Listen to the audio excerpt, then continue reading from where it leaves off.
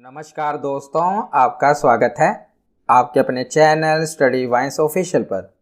तो आज की इस वीडियो में हम गुप्त काल के बारे में पढ़ेंगे, जो कि एशियन हिस्ट्री का इम्पोर्टेंट टॉपिक है। इससे पहले मैंने एशियन हिस्ट्री की 11 वीडियोस अपलोड कर दी हैं।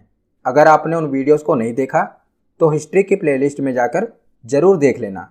आज हम गुप्त काल के बारे में पढ़ेंगे। पहले मैं आपको पूरी थ्योरी पढ़ाऊँगा और लास्ट में हम प्रीवियस ईयर क्वेश्चन भी कवर करेंगे। तो पहले आप पूरी वीडियो को एंड तक देखें और लास्ट में प्रीवियस ईयर क्वेश्चन ज़रूर अटेम्प्ट करना।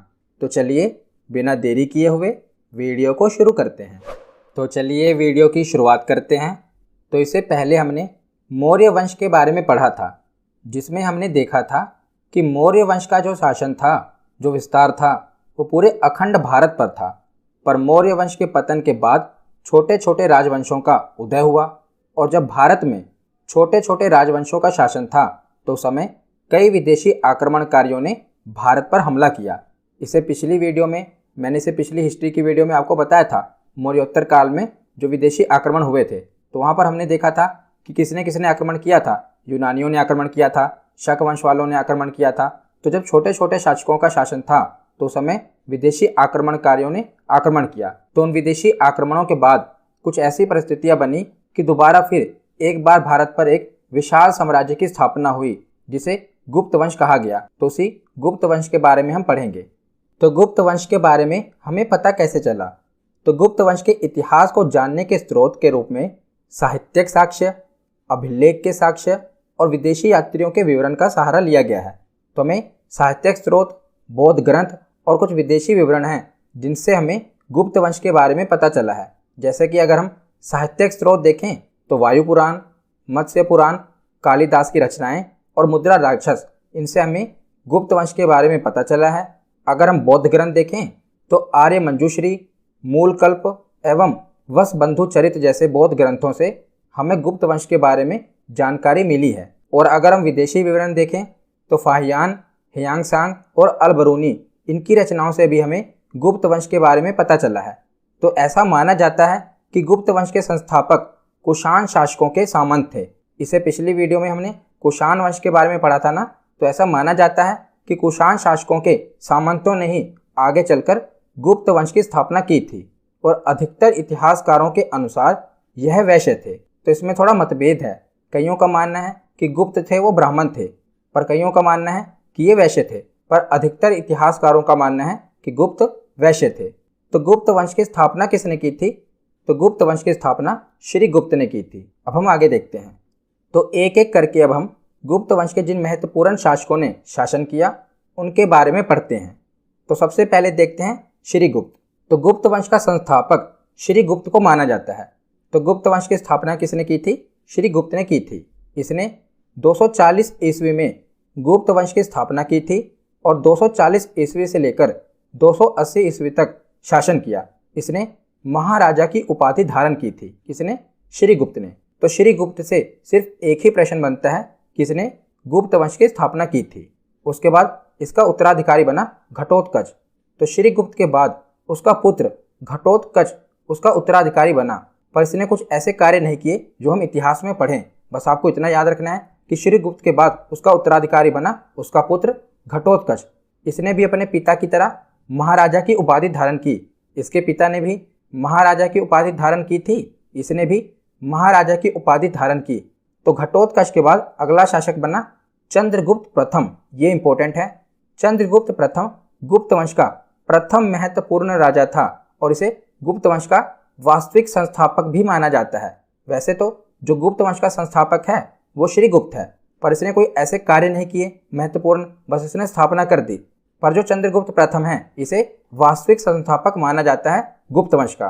यह एक महत्वपूर्ण राजा था गुप्त वंश का। इसने महाराजा धीराज की उपाधि धारण की थी। कौन सी उपाधि थी? महाराजा धीराज। चंद्रगुप्त ने महाराजा धीराज की उपाधि धारण की थी। और चंद्रगुप्त प्रथम का विवाह किसके साथ हुआ था? लिच्छवी वंश की राजकुमारी कुमार देवी से इसका विवाह हुआ था। और चंद्रगुप्त प्रथम ने जब इसका राज्य अभिषेक हुआ था उस समय 319 ईस्वी में इसने गुप्त संवत की शुरुआत भी की थी। किसने की थी? तो आपसे पूछा जाता है कि गुप्त संवत की शुरुआत किसने की थी? तो चंद्रगुप्त प्रथम ने जब इसका राजा अभिषेक हुआ था तब इसने गुप्त संवत की शुरुआत की थी। संवत यानी कि कैलेंडर। तो चंद्रगुप्त प्रथम ने कौन सी उपाधि धारण की थी? महाराजा धीराज, और इसका विवाह लिच्छवी वंश की राजकुमारी कुमार देवी से हुआ था। उसके बाद देखते हैं तो अगला शासक बना समुद्रगुप्त। तो यह कुमार देवी का पुत्र था। अभी हमने पीछे पढ़ा ना कि चंद्रगुप्त प्रथम का विवाह हुआ था कुमार देवी से, तो कुमार देवी का पुत्र था समुद्रगुप्त। यह अगला शासक बना। और समुद्रगुप्त अपने आप को लिच्छवी दोहित्र कहता था। दोहित्र यानी कि नाती, क्योंकि इसके पिता की शादी कहाँ से हुई थी? लिच्छवी वंश की राजकुमारी से हुई थी। तो ये अपने आप को लिच्छवी का नाती कहता था। और समुद्रगुप्त की नीतियाँ आक्रामक तथा विस्तारवादी थी। इसने आर्यावर्त यानी कि उत्तर भारत के 9 राज्यों को जीतकर अपने साम्राज्य में मिला लिया, और जबकि दक्षिणावर्त यानी कि दक्षिण भारत के 12 राज्यों को भी पराजित कर दिया। इन्हीं विजयों के कारण इसे भारत का नेपोलियन कहा जाता है। वेरी वेरी वेरी इंपॉर्टेंट, कई बार एग्जाम में पूछा गया है कि भारत का नेपोलियन किसे कहा जाता है, तो समुद्रगुप्त को ही भारत का नेपोलियन कहा जाता है। इंपॉर्टेंट है, याद रखिएगा। और समुद्रगुप्त के दरबारी कवि कौन थे? तो हरिसेन। ये भी अभी एसएससी में पूछा गया था कि हरिसेन किसके दरबार के कवि थे? तो ये समुद्रगुप्त के दरबारी कवि थे हरिसेन, जिन्होंने इलाहाबाद प्रशस्ति की रचना की थी हरिसेन ने। और समुद्रगुप्त संगीत प्रेमी था। ऐसा अनुमान इसलिए लगाया जाता है क्योंकि इसके शासन के दौरान चलाए गए सिक्कों पर इसके वीणा बजाते हुए चित्रों का अंकित किया गया था। ये वेरी वेरी इंपॉर्टेंट है। ये भी ये कई बार एग्जाम में पूछा गया है कि किसने सिक्के चलाए थे जिस पर वीणा बजाते हुए चित्रों का अंकित किया गया है? तो ये कौन था? समुद्रगुप्त। इसके वीणा बजाते हुए चित्र अंकित किए गए थे स्वर्ण मुद्राओं पर, याद रखिएगा। ये कौन था? समुद्रगुप्त। तो समुद्रगुप्त के बाद अगला शासक बना रामगुप्त। तो समुद्रगुप्त के बाद रामगुप्त अगला शासक बना, परंतु ये एक अयोग्य शासक था। इसका ज़्यादा देर तक शासन भी नहीं रहा, एक ये अयोग्य शासक था। तो उसके बाद अगला शासक बना चंद्रगुप्त द्वितीय। इसने मालवा व गुजरात के शक शासकों को पराजित किया, और शक पर विजय के बाद इसने विक्रमादित्य की उपाधि धारण की। याद रखिएगा, इसने जब शक शासकों को पराजित किया उसके बाद कौन सी उपाधि धारण की? विक्रमादित्य। विक्रमादित्य यानी कि शूरवीर। तो विक्रमादित्य की उपाधि किस गुप्त शासक ने धारण की थी? कई बार पूछा गया है, चंद्रगुप्त द्वितीय ने। और ये गुप्त साम्राज्य का पहला शासक था जिसने चांदी के सिक्के चलवाए थे। तो चांदी के सिक्के चलवाने वाला पहला गुप्त शासक कौन था? वो था चंद्रगुप्त द्वितीय। और चंद्रगुप्त द्वितीय के मेहरौली लौह स्तंभ से ये ज्ञात होता है किसने बंगाल पर भी विजय प्राप्त की थी। याद रखिएगा, जो ये लौह स्तंभ है ये 1600 वर्षों से भी अधिक समय से ऐसे ही खुले वातावरण में खड़ा हुआ है। इतने वर्षों के बाद भी इसमें जंग नहीं लगा, जबकि ये 98% लोहे से बना हुआ है। ये बात दुनिया भर के लिए आश्चर्य का विषय है कि खुले वातावरण में ये इतने वर्षों से खड़ा है पर इसमें अभी तक जंग नहीं लगा। तो ये मेहरौली लौह स्तंभ से पता चलता है कि बंगाल पर भी किसने विजय प्राप्त की थी? चंद्रगुप्त द्वितीय ने। और चंद्रगुप्त द्वितीय के समय ही चीनी यात्री फाहियान भारत आया था। वेरी वेरी इंपॉर्टेंट है, कई बार एग्जाम में पूछा गया है कि चीनी यात्री फाहियान किसके समय में भारत आया था? तो ये चंद्रगुप्त द्वितीय के समय भारत आया था। इंपॉर्टेंट है, याद रखिएगा। उसके बाद देखते हैं चंद्रगुप्त द्वितीय के दरबार में 9 विद्वान रहा करते थे जिन्हें नवरत्न कहा जाता है। तो इन 9 विद्वानों के बारे में आपको पता होना चाहिए। एग्जाम में पूछ लिया जाता है कि इनमें से कौन सा विद्वान किस राजा के शासन में था, तो आपको याद होना चाहिए। तो पहले नवरत्न थे धन्वंतरी, ये आयुर्वेद के ज्ञानी थे। दूसरे हैं शपनक, ये विद्वान और नीतिज्ञ से परिपूर्ण थे। तीसरे थे शंकु, ये ज्योतिष विद्या से परिपूर्ण थे। चौथे नवरत्न थे बेताल भट्ट, ये तांत्रिक विद्या के ज्ञानी थे। पांचवें थे घट खरपर, ये कवि थे। छठे थे वर रुचि, ये व्याकरण अथवा व्याकरण के ज्ञानी थे। सातवें नवरत्न थे अमर सिंह, ये कोशकार से संबंधित कार्य से परिपूर्ण थे। आठवें नवरत्न थे वराह मिहिर, ये खगोल वैज्ञानिक थे। और नौवें नवरत्न थे कालिदास। वेरी वेरी इंपॉर्टेंट, कई बार एग्जाम में पूछा गया है कि कालिदास किसके नवरत्न थे? तो ये चंद्रगुप्त द्वितीय के नवरत्न थे। ये संस्कृत के महाकवि थे कालिदास। तो एक बार फिर से देख लेते हैं कि कौन कौन से 9 विद्वान थे। धन्वंतरी, शपनक, शंकु, बेताल भट्ट, घट खरपर, वर रुचि, अमर सिंह, वराह मिहिर और कालिदास। ये नवरत्न चंद्रगुप्त द्वितीय के दरबार में थे, याद रखिएगा। तो चंद्रगुप्त द्वितीय के बाद अगले शासक बने कुमारगुप्त प्रथम। तो चंद्रगुप्त द्वितीय के बाद अगला शासक कुमारगुप्त प्रथम बना। इसने नालंदा विश्वविद्यालय की स्थापना की थी। यही इंपॉर्टेंट है इससे कि नालंदा विश्वविद्यालय की स्थापना किसने की थी? तो ये कुमारगुप्त प्रथम ने की थी। बहुत ही इंपॉर्टेंट है, कई बार पूछा गया है कि बताइए नालंदा विश्वविद्यालय किसने बनवाया था? तो कुमारगुप्त प्रथम ने इसकी स्थापना की थी, नालंदा विश्वविद्यालय की। तो कुमारगुप्त के बाद अगला शासक बना स्कंदगुप्त, और इसके बाद गुप्त वंश में कई छोटे छोटे शासक हुए जो कि हमारे लिए इंपॉर्टेंट नहीं है। उनमें से जो इंपॉर्टेंट है वो देख लेते हैं। तो एरन अभिलेख से हमें भानुगुप्त के शासन की जानकारी मिलती है। तो भानुगुप्त भी गुप्त वंश का ही शासक था, पर इसे इंपॉर्टेंट क्या है? ये इंपॉर्टेंट ये है कि एरन अभिलेख मिला है इसके शासन के दौरान, जिससे हमें सती प्रथा का पहला साक्ष्य मिला है। तो एग्जाम में यही पूछा जाता है कि सती प्रथा का साक्ष्य किस अभिलेख से मिला है? एरन अभिलेख से मिला है। और इसी अभिलेख से हमें भानुगुप्त के शासन के बारे में भी जानकारी मिलती है, एरन अभिलेख से, जिससे हमें सती प्रथा का पहला साक्ष्य मिला है। तो सती प्रथा की सबसे पहली जानकारी हमें कहाँ से मिली है? एरन अभिलेख से मिली है। और इस वंश का अंतिम शासक कौन हुआ था? तो इस वंश का अंतिम शासक हुआ था विष्णुगुप्त। इसके बाद जो गुप्त साम्राज्य था ये छिन्न भिन्न हो गया। तो कुमारगुप्त प्रथम तक ही इसके महत्वपूर्ण शासक हुए थे, उसके बाद जो इसके शासक थे वो इतने योग्य नहीं थे। तो अंतिम शासक हुआ विष्णुगुप्त, और इसके बाद जो गुप्त साम्राज्य था ये छिन्न भिन्न हो गया था। तो आगे अब हम देखते हैं गुप्तकालीन रचनाएं एवं उनके लेखक। तो ये जितनी भी रचनाएं हैं और जो लेखक हैं ये तो एग्जाम में डेफिनेटली पूछे ही जाते हैं। हर एग्जाम में इससे एक न एक प्रश्न बनता है। तो देखिए, पहले हम देखते हैं कालिदास की रचनाएं। तो ये ऊपर जो आप देख रहे हैं ये सातों रचनाएं कालिदास की हैं। पहला है अभिज्ञान शकुंतलम, ये किसकी रचना है? कालिदास की। दूसरा है विक्रमोर्वशीयम, ये भी कालिदास की रचना है। तीसरा है मालविका अग्निमित्रम, ये किसकी रचना है? कालिदास की। चौथा है रघुवंश। पांचवा है कुमार संभव। छठा है मेघदूतम। सातवां है ऋतु संहार। तो आपसे एग्जाम में ऐसे ही पूछा जाता है कि बताइए रघुवंश किसकी रचना है, कुमार संभव किसकी रचना है, मेघदूतम किसने लिखा था? तो ये सब रचनाएं किसकी हैं? कालिदास की हैं। हर एक एग्जाम में इससे प्रश्न बना है। उसके बाद देखते हैं तो विशाख दत्त की भी दो रचनाएं हैं। एक है मुद्रा राक्षस, वेरी वेरी इंपॉर्टेंट, और दूसरा है देवी चंद्रगुप्तम। ये दोनों ही रचनाएं किसकी हैं? विशाख दत्त की हैं। उसके बाद देखते हैं मृच्छकटिकम, ये किसकी रचना है? शूद्रक की रचना है। अमरकोश, ये किसकी रचना है? अमर सिंह है। पीछे हमने पढ़ा था ना, चंद्रगुप्त द्वितीय का नवरत्न था अमर सिंह है, इसने ही अमरकोश लिखा था। तो अमरकोश किसकी रचना है? अमर सिंह की। उसके बाद है नाट्य शास्त्र। नाट्य शास्त्र किसकी रचना है? भरत मुनि की। उसके बाद है कामसूत्र। कामसूत्र किसकी रचना है? वात्स्यायन की। उसके बाद है Panchatantra, very very important. Panchatantra किसकी रचना है? विष्णु शर्मा की। और नीतिसार किसकी रचना है? कामंदक की। तो ये सभी 15 की 15 रचनाएं वेरी वेरी इंपॉर्टेंट हैं। लगभग हर एक एग्जाम में इससे प्रश्न बना ही है। तो कालिदास की तो मोस्ट इंपॉर्टेंट है, विशाख दत्त की भी मुद्रा राक्षस पूछी जाती है, और इधर मृच्छकटिकम ये शूद्रक की रचना है, ये भी इंपॉर्टेंट है, और पंचतंत्र ये भी इंपॉर्टेंट है, ये विष्णु शर्मा की रचना है। तो ये 15 की 15 आपको याद होनी चाहिए। ये गुप्त काल के समय ये रचनाएं हुई थी और ये इनके लेखक हैं, आपके लिए इंपॉर्टेंट है। उसके बाद देखते हैं गुप्त काल के प्रमुख मंदिर। तो ये 7 मंदिर हैं जो कि इंपॉर्टेंट हैं। सबसे पहले है देवगढ़ का 10 अवतार मंदिर। तो एग्जाम में अभी जो एसएससी के एग्जाम हुए थे उसमें ये 10 अवतार मंदिर पूछा गया था, और इन 7 मंदिरों में से सबसे ज़्यादा इंपॉर्टेंट भी यही है, 10 अवतार मंदिर। ये कहाँ पर है? उत्तर प्रदेश के ललितपुर में है। तो एग्जाम में यही पूछा गया था कि 10 अवतार मंदिर किस राज्य में है? तो ये उत्तर प्रदेश में है। उत्तर प्रदेश में कहाँ पर? ललितपुर में। उसके बाद है तिगवा का विष्णु मंदिर। तो तिगवा का विष्णु मंदिर कहाँ पर है? तो ये मध्य प्रदेश के जबलपुर में है। उसके बाद है एरन का विष्णु मंदिर। तो एरन का विष्णु मंदिर कहाँ पर है? ये मध्य प्रदेश के सागर में है। तिगवा का विष्णु मंदिर मध्य प्रदेश के जबलपुर में है, और एरन का विष्णु मंदिर मध्य प्रदेश के सागर में है।